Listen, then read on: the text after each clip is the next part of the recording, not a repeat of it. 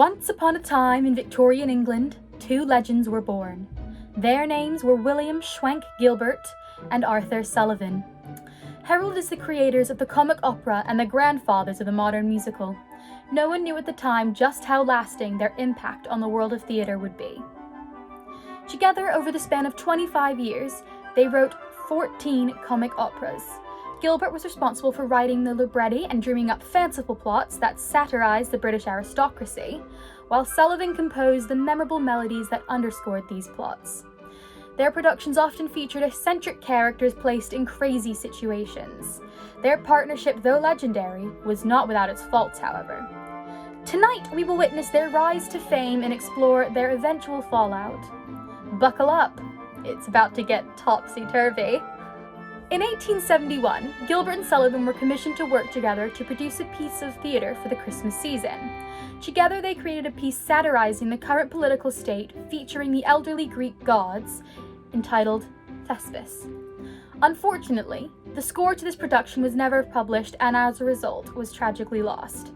After the closing of the show, Gilbert and Sullivan parted ways, and it would be 3 years before another collaboration of theirs would grace the stage. In 1874, Richard Doyley Cart heard that Gilbert had written a short libretto and suggested that Sullivan write a score for it. Gilbert read the libretto to Sullivan, and he loved it. The production was called Trial by Jury. It is a short one-act comic opera that spoofs the British legal courts and the role of barristers. The opening number of the show is titled Hark the Hour of 10 is Sounding, and it sees the jury and the public assembly gathering to hear a case about a breach in a promise of marriage.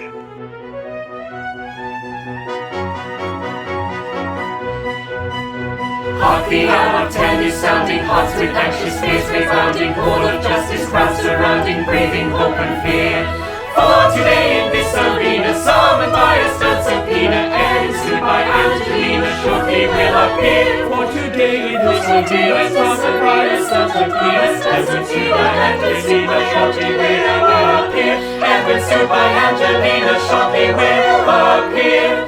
Hark the hour of 10 is sounding, hearts with anxious fears rebounding, all of justice crowds surrounding, braving hope and fear. For today in this arena, summoned by a stern subpoena, and sued by Angelina, shortly will appear. Hark the hour of 10 is sounding, hearts with anxious fears rebounding, all of justice crowds surrounding, breathing hope and fear.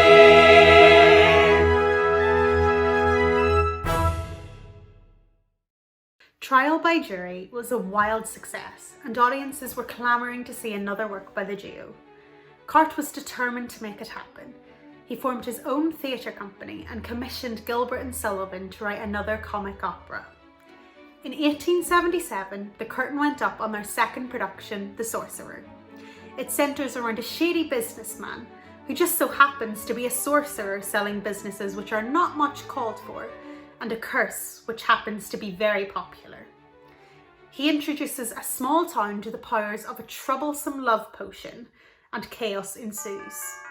The opening number, Ring Forth Ye Bells, shows the town's preparations for the upcoming nuptials of the young Alexis Poindexter and Elaine Sangager.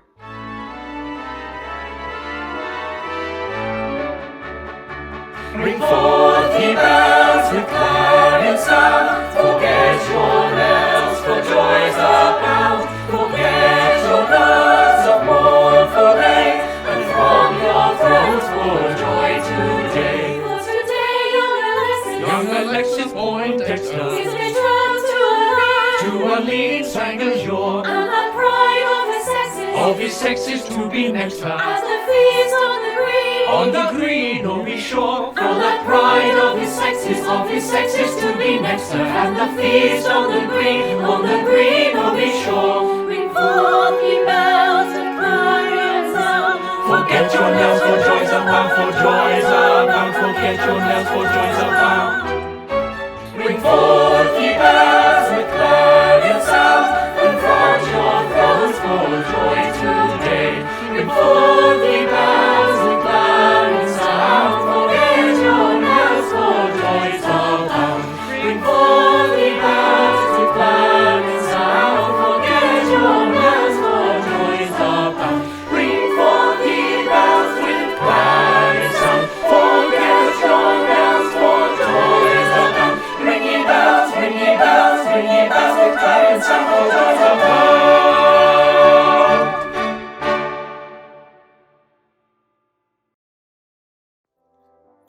the success of The Sorcerer, Carte commissioned the duo to write another full-length operetta in 1878, HMS Pinafore. An instant international success, HMS Pinafore satirises the rise of unqualified people to positions of power and pokes fun at the British obsession with social status. Whilst the plot is very dramatic on its own, it was nothing compared to the drama occurring behind the scenes. During the show's run, Carte split with his investors, and as a result, those investors were cut out of any profits the show made. Understandably, the investors were unhappy, and during a live performance, they sent hired thugs to steal the set pieces. Luckily, stagehands were there to fight them off, and Carte went on to form the famous D'Oyly Carte Opera Company, which produced all further Gilbert and Sullivan productions. Set aboard a Royal Navy ship, HMS Pinafore follows the romance between the captain's daughter Josephine and low-class sailor Ralph Rackstraw, complete with a classic last-minute twist ensuring happily ever after. Towards the beginning of the show, middle-aged character Buttercup sings a song to the sailors as she tries to sell them her wares. I'm called Little Buttercup, dear Little Buttercup, though I could never tell why. But still I'm called Buttercup, poor little Buttercup, sweet little Buttercup I've snuff and tobacco and excellent Jackie, I've scissors and watches and knives.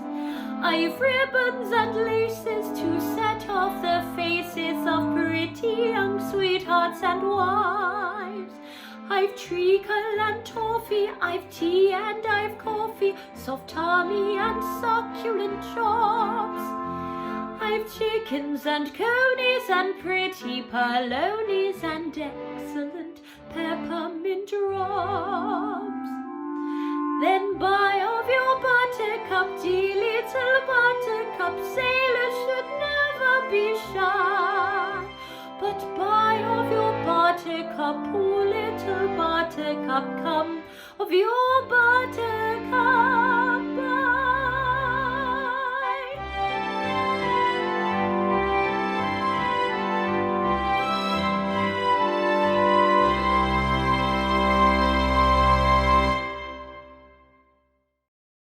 On New Year's Eve, 1879, one of Gilbert and Sullivan's most famous productions aired, The Pirates of Penzance.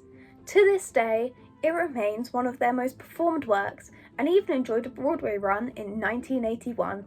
The Pirates of Penzance, like HMS Pinafore, pokes fun at wildly underqualified men placed in positions of power due to their social status.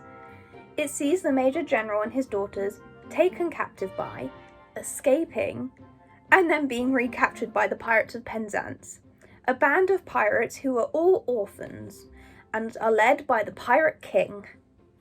In the end, the pirates and the Major General and daughters fall in love after the Chief of Police demands that the pirates yield in the name of Queen Victoria and release them. But before we get our happily ever after, we hear perhaps the most famous song from any Gilbert and Sullivan show. I am the very model of a modern Major General. A patter song which introduces us to the Major General and all his accomplishments.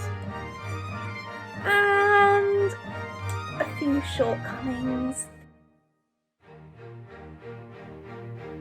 I am the very model of a modern Major General of information, vegetable, animal, and mineral. I know the kings of England and I put the fight historical from Marathon to Waterloo in order categorical. I'm very well acquainted too with matters mathematical. I understand equations, both the simple and quadratical. About binomial theorem, I am teeming with a lot of news. With many cheerful facts about the square of the hypotenuse.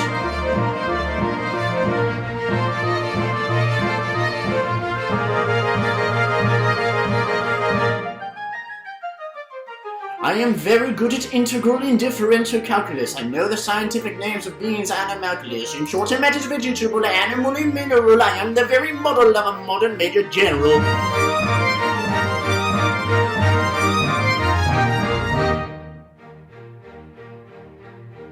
I know on mythic history, King Arthur and Sir Caradox. I answer hard acrostics, I have a pretty taste for paradox. I quote in elegiacs all the crimes I had legabalus. In comics I can flow peculiarities parabolas. When I can tell indebted Raphaels from girl dozens oftenest, when I know the croaking chorus for the frogs of Aristophanes, then I can hum a fugue of which I've heard the music's dinner for, and whistle all the airs of that infernal nonsense Pinafore.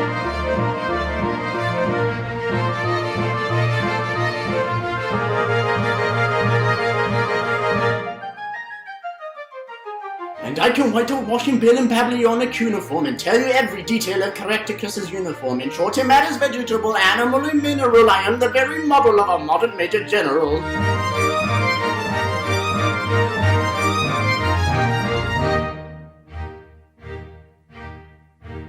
In fact, when I know what is meant by mammalian and ravening, when I can tell at sight a mouse arrival from a javelin, when such affairs and sorties and surprises I'm aware it, and when I know precisely what is meant by commissariat, when I have learnt of what progress has been made in modern gunnery, when I know more of tactics than a novice in a nunnery, in short, when I have a smattering of elemental strategy. Strategy. You say it better, Major General, I've never sat at you.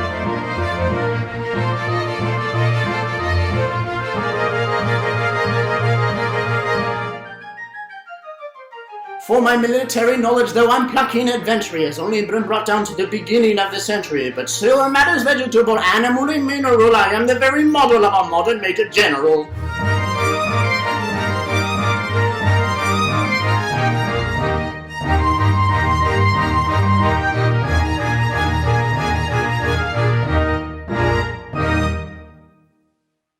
In 1881, the newly formed D'Oyly Carte Opera Company premiered Patience, a show satirising the aesthetic movement and the poets attached to it.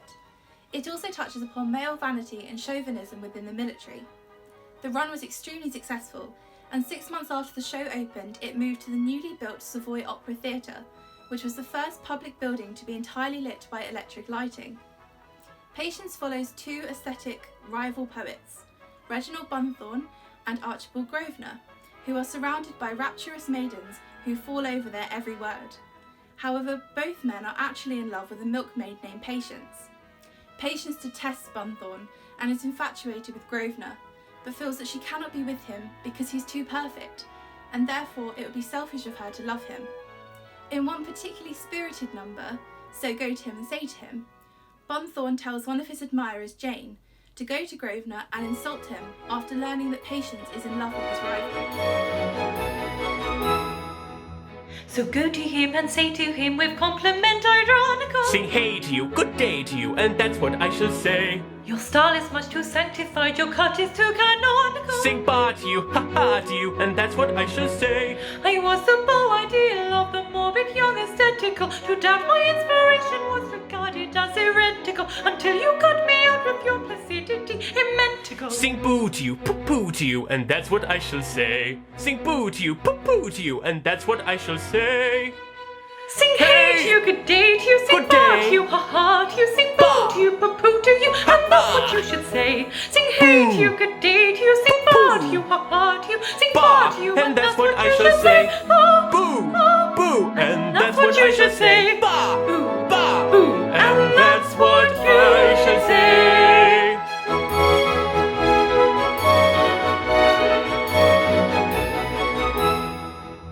I'll tell him that unless he will consent to be more jocular, sing boo to you, poo poo to you, and that's what you should say. to cut his curly hair and stick an eyeglass in his ocular, Sing ba to you, ha ha to you, and that's what you should say. to stuff his conversation full of quibble and of quiddity, to dine on chops and roly-poly pudding with avidity, he'd better clear away with all convenient rapidity. Sing hey to you, good day to you, and that's what you should say. Sing boo to you, poo poo to you, and that's what I shall say.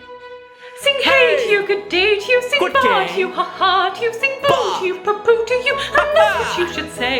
Sing hey to you, good day to you, sing ba to you, ha ha to you, sing boo to you, and that's what you should say. Ba, Boo, ba, boo, and that's what you should say. Ba, Boo, ba, boo, and that's what I shall say.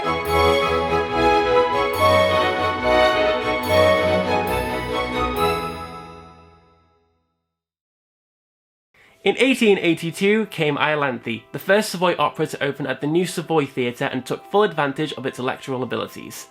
The show featured a myriad of special effects, such as magical sparkling wands for all of its fairy chorus.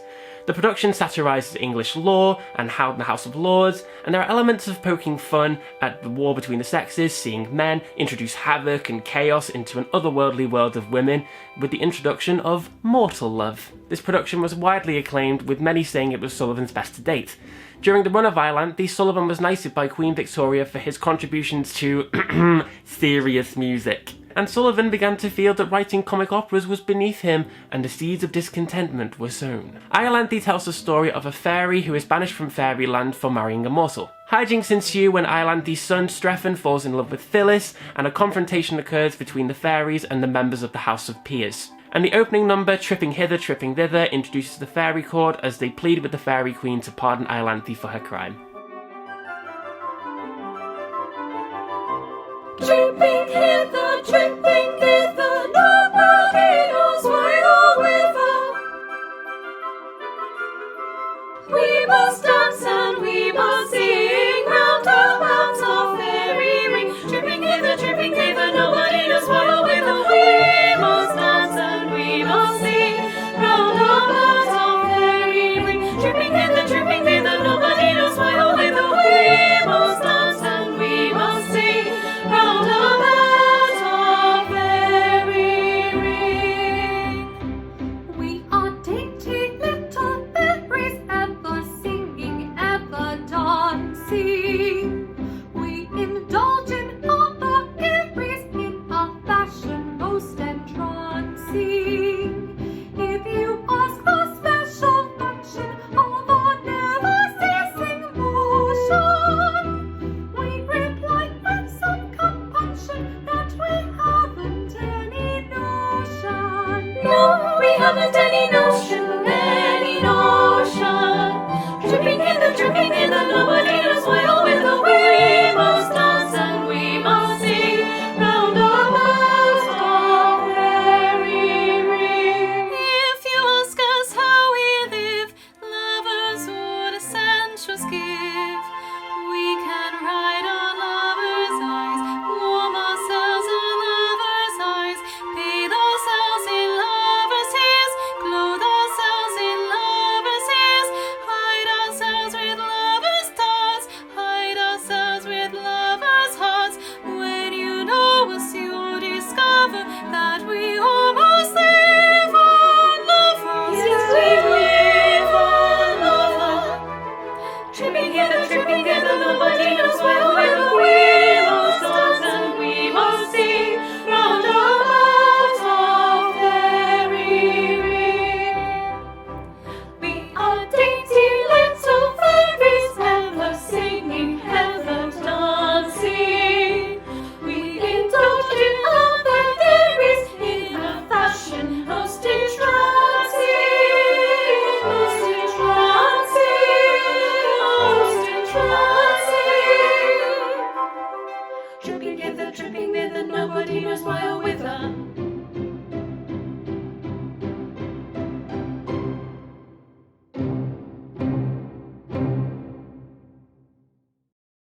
Despite Sullivan's discontent, the duo signed a 5-year contract with Cart that required them to produce a new opera within 6 months. 1884 saw the production of Princess Ida. With 3 acts, it was the duo's longest show. Unlike their previous performances, Princess Ida was decidedly not a success and only ran for 246 shows. Its early closing saw the first period of time where Gilbert and Sullivan did not have a new opera to premiere at the end of the previous show's run. Following this disaster, Gilbert and Sullivan had 6 months to write what would be the most successful of all of the Savoy operas, The Mikado, which opened in 1885. It made fun of English bureaucracy, thinly veiled by a Japanese setting. Initially, Gilbert wanted to include a magic lozenge, but Sullivan put his foot down and refused to compose a score for a show that he deemed artificial and frivolous. Gilbert eventually conceded and dropped the supernatural elements of the libretto. The Mikado focuses on the forbidden love of wandering minstrel Nankipu and maiden Yum Yum in the fictional town of Titipu. The town is governed by the all-powerful Mikado, who imposes strict rules and punishments on the residents. The number 3 Little Maids from School Are We introduces Yum Yum and her sisters. 3 little maids from school are we, boys to school go look and filled to the brim with girlish glee. Three little maids from school. Everything is a source of fun. Nobody's safe, but we care for none. Life is a joke that's just begun. Three little maids from school. Three little maids who all unwary come from a lady's seminary. Faithful's genius tutelary. Three little maids from school. Three little maids from school.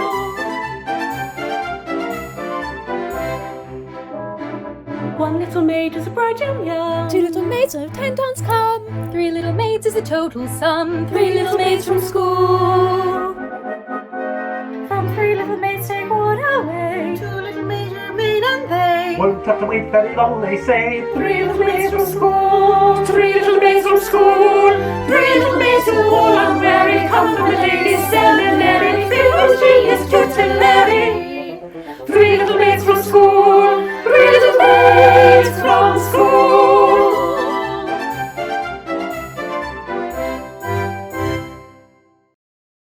Radigal followed the Mikado in 1887 and was, in comparison, far less successful. It initially garnered a lot of negative reviews due to its portrayal of the reification of ghosts. In the show, Gilbert and Sullivan take potshots at the conventions of the characters of Victorian melodrama. It features a by-the-book virtuous maid, a saucy sailor, and a host of nagging ghosts. Perhaps the most exciting number in the show is the fast-paced My Eyes Are Fully Open, performed by the characters Mad Margaret, Despard, and Sir Ruthven. My eyes are fully open to my awful situation. I shall go at once to Roderick and make him a narration. I shall tell him I've recovered my forgotten moral senses and I don't get to piss halfpenny for any consequences. Now I do not want to perish by the sword or by the dagger, yet a martyr may indulge a little pardonable swagger, and a word or two of compliment my vanity would flatter, but I've got to die tomorrow, so it really doesn't matter. So it really doesn't matter. So it really doesn't matter. So it really doesn't matter. So it really doesn't matter. So it really doesn't matter. So it really doesn't matter. So it really doesn't matter. If I were not a little mad and generally silly, I should give you my advice upon the subject willy-nilly. I should show you in a moment how to grapple with the question, and you'd really be astonished at the force of my suggestion on the subject. I shall write you a most valuable letter full of excellent suggestions when I feel a little better, but at present I'm afraid I am as bad as any hatter, so I'll keep them to myself, for my opinion doesn't matter. Her opinion doesn't matter. Her opinion doesn't matter. Her opinion doesn't matter. My opinion doesn't matter. Her opinion doesn't matter. Her opinion doesn't matter. If I had been so lucky as to have a steady brother who could talk to me as we are now talking to one another, who could give me good advice when he discovered I was erring, which is just the very favour which on you I am conferring, my existence would have made a rather interesting I did, and I might have lived and died a fairly distant in the widow. This particularly rapid on a tangible pattern isn't generally hard, and if it doesn't matter. If it is, it doesn't matter. If it is, it doesn't matter. If it is, it doesn't matter. If it is, it doesn't matter. This particularly rapid, unintelligible pattern isn't generally heard, and if it is, it doesn't matter. This particularly rapid, unintelligible pattern isn't generally heard, and if it is, it doesn't matter.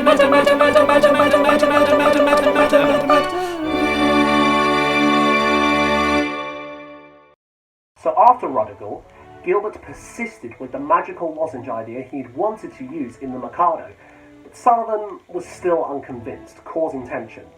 But the two set aside their creative differences to create their one production with a serious ending in 1888, The Yeoman of the Guard. Set in the 16th century, the show follows Colonel Fairfax, wrongfully imprisoned within the Tower of London and scheduled for execution, but he escapes with the help of Sergeant Merrill and his daughter Phoebe. And he does this by taking on the guise of one of the Tower Guardians, becoming one of the Yeomen of the Guard.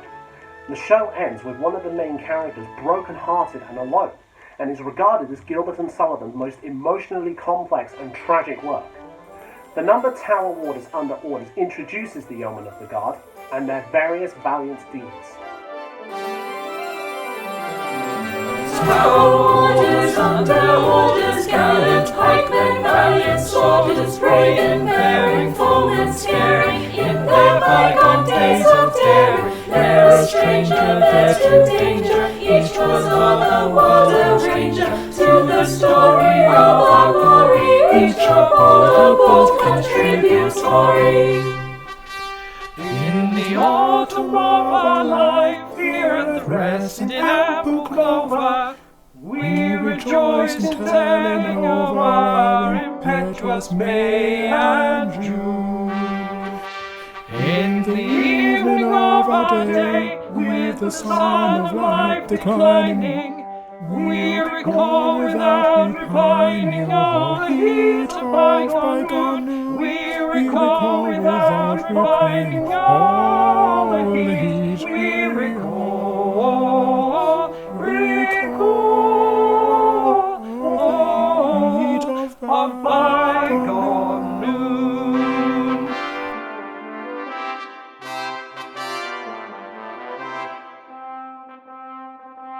Is the autumn of our life, this the evening of our day, weary we of battle strife, weary we of mortal fray. But our year is not so spent, and our days are not so faded, but that we with one consent, where our loved land invaded, still would face afar and far, as in days of long ago. Still would face afar and far, as in days of long ago. As in days of long ago,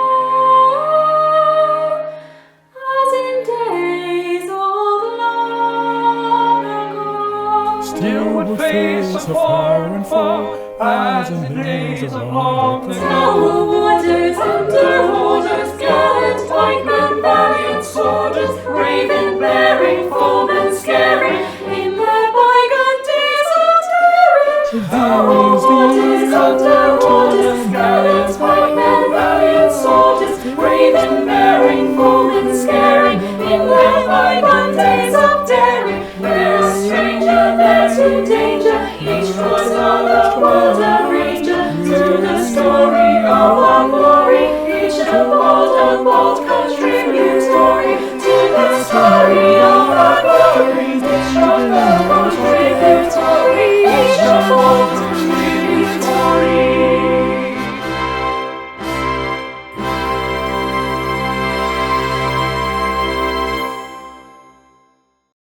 After Yeoman of the Guard closed, Sullivan wanted to produce a grand opera. Gilbert had anxieties about his abilities to write a libretto for a grand opera, so they agreed to create another lighter opera together. The Gondoliers premiered in 1889. It is set half in Venice and half in a kingdom ruled by a pair of gondoliers, Marco and Giuseppe Palmieri, while the monarch is indisposed. The gondoliers satirised class distinctions, and as a whole, the production was well received. It was so well received that in 1891, they were called to have the production performed at the Windsor Castle before Queen Victoria. At the beginning of the Act 1 finale, the Palmieri brothers are informed that one of them will be the King of Battaria.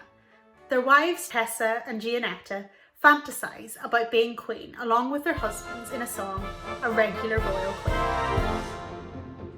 Then one of us will be a queen and sit on a golden throne, with a crown instead of a hat on her head and diamonds all her own, with a beautiful robe of gold and green. I always understood, I wonder whether she'd wear a feather. I rather think she should. Oh, 'tis a glorious thing, I mean, to be a regular royal queen. No half and half affair, I mean no half and half affair, but a right down regular royal queen. She'll ride about with a carriage and fair and a king on her left-hand side, with a milk-white horse as a matter of course whenever she wants to ride, and a beautiful silver shoe to wear upon her dainty feet, and endless stocks of beautiful frocks, and whatever she wants to eat. Oh, 'tis a glorious thing, I mean, to be a regular royal queen. No half and half affair, I mean no half and half affair, but a right down regular royal queen. Whenever whenever she condescends to walk, be sure she'll shy at that. With a haughty stare and her nose in the air like a well-born aristocrat. In elegant high society talk, she'll bear away the bell with a howdy-do and a how are you, and I trust I see you well. Oh, 'tis a glorious thing, I ween, to be a regular royal queen. No half and half affair, I mean no half and half affair, but a right down regular royal queen. And noble lords will scrape and bow and double themselves in two, and open your eyes with frank surprise, whatever she likes to do. And everybody will roundly vow she's fair as the flowers in May, and say how clever, whatsoever she'll condescend to say. Oh, 'tis a glorious thing, I mean, to be a regular royal queen. No half and half affair, I mean no half and half affair, but a right down regular royal queen. Oh, 'tis a glorious thing, I mean, to be a regular royal queen, a right down regular royal.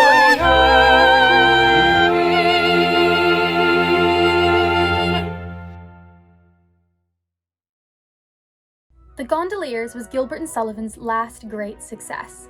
Although the two men had always had a mostly friendly relationship, there had always been an underlying tension between the pair. Each felt as though they had to compromise their artistic vision in order to please the other. Gilbert's love for absurd and topsy-turvy plots was constantly at odds with Sullivan's yearnings for more meaningful content with emotional depth.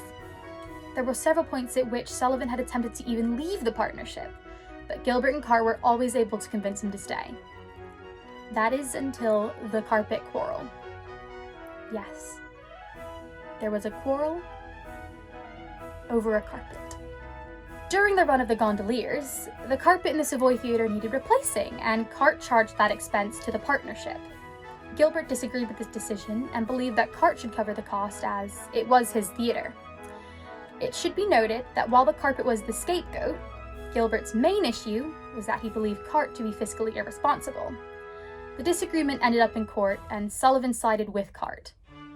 Gilbert saw this as the ultimate betrayal of their friendship, while Sullivan believed that Gilbert was questioning his good faith. In May of 1890, Gilbert wrote to Sullivan saying, "The time for putting an end to our collaboration has at last arrived." A year later, Cart's theatre was failing, and he needed his dynamic duo back. He managed to convince them to write 2 final operas together, both of which were considerable failures. In 1893, Utopia Limited premiered. It satirised limited liability companies and the Joint Stock Company Act. Utopia Limited also tackles the cultural aspects of imperialism and explores a barbaric nation adopting to the conventions of an advanced nation. Obviously, due to its subject matter being obscure and at odds with modern values, this piece is not regularly performed. Following Utopia Limited, Gilbert and Sullivan collaborated for one final Savoy opera, The Grand Duke.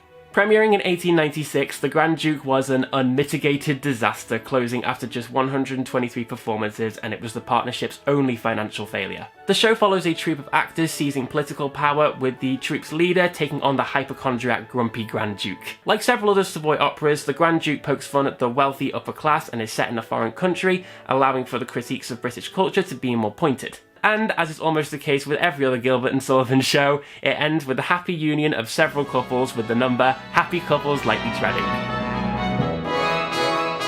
Happy couples lightly treading, happy couples lightly treading, Couples Chapel will be quite full, each shall have a pretty wedding, each shall have a pretty wedding, as the force is only right, the both will fight, be fair, will fight, no contradiction, little dreading, this will be a day delightful, this will be a day delightful, such a pretty wedding, such a pretty wedding, such a pretty wedding, such a pretty wedding, such a charming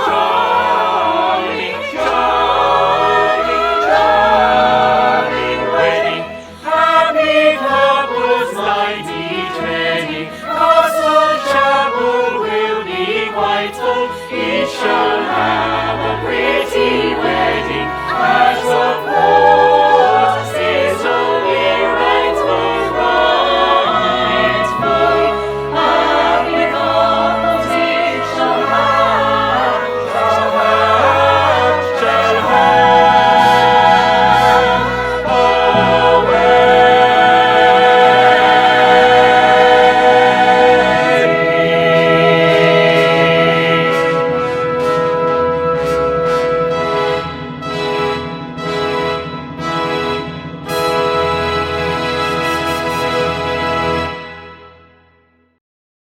Following the closing of the Grand Duke, Gilbert and Sullivan found their partnership damaged beyond repair. They had a few more unpleasant run-ins, and at their last meeting in 1898 for the 21st anniversary of the Sorcerer, they refused to speak to each other. Just 2 years later, in 1900, Sullivan died. After his death, Gilbert spoke out and said that the rift had been healed and spoke highly of his former partner. After their deaths, the legacy of their collaboration lived on with the many productions still staged around the world today. Without them and their contributions to the performing arts, maybe we wouldn't be standing here today performing for you. So, all we have to say now is thank you, Gilbert and Sullivan, for this topsy-turvy adventure.